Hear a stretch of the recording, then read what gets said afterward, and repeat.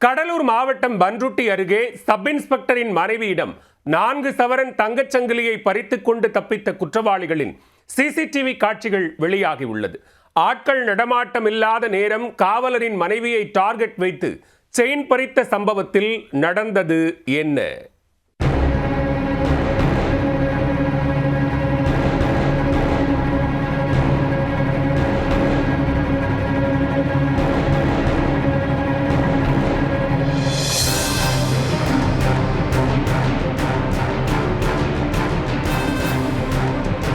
SI மனைவியை வழிமறித்து chain பறிப்பில் ஈடுபட்ட மர்ம நபர்களின் சிசிடிவி காட்சிகள் தான் இது.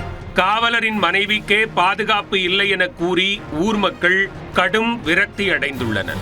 நள்ளிரவில் அச்சுறுத்தும் செயின் பறிப்பு குற்றவாளிகளும் எஸ்ஐ மனைவிக்கு நேர்ந்த கதியும் நடந்தது என்ன? கடலூர் மாவட்டம் பன்ருட்டி அடுத்துள்ள அரசடிக்குப்பம் கிராமத்தைச் சேர்ந்த தேவர் என்பவர் புதுப்பேட்டை காவல் நிலையத்தில் சப் இன்ஸ்பெக்டராக பணியாற்றி வருகிறார். இவரது மனைவி வனிதா அதே பகுதியில் அங்கன்வாடி மையத்தில் சத்துணவு அமைப்பாளராக பணிபுரிந்து வரும் நிலையில் கடந்த அக்டோபர் மாதம் 11ஆம் தேதி அதே பகுதியில் உள்ள முந்திரி காட்டிலிருந்து தனது 2 மாடுகளை ஓட்டிக்கொண்டு வீட்டிற்கு வந்து கொண்டிருந்தார்.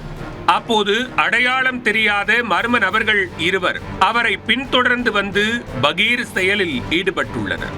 ஆட்கள் நடமாட்டம் இல்லாத இடத்தில் வைத்து வனிதாவை வழிமறித்தவர்கள் எதிர்பாராத நேரம் அவர் அணிந்திருந்த 4 சவரன் தங்கச் செயினை பறித்துக் கொண்டு மின்னல் வேகத்தில் தப்பிச் சென்றனர். இது தொடர்பாக காடாம்புலியூர் காவல் நிலையத்தில் வனிதா புகார் அளித்துள்ளார். புகாரின் பேரில் போலீசார் வழக்கு பதிவு செய்து நகை பறிப்பில் ஈடுபட்ட நபர்களை பல்வேறு இடங்களில் பதிவான சிசிடிவி காட்சிகளின் அடிப்படையில் தேடி வந்தனர்.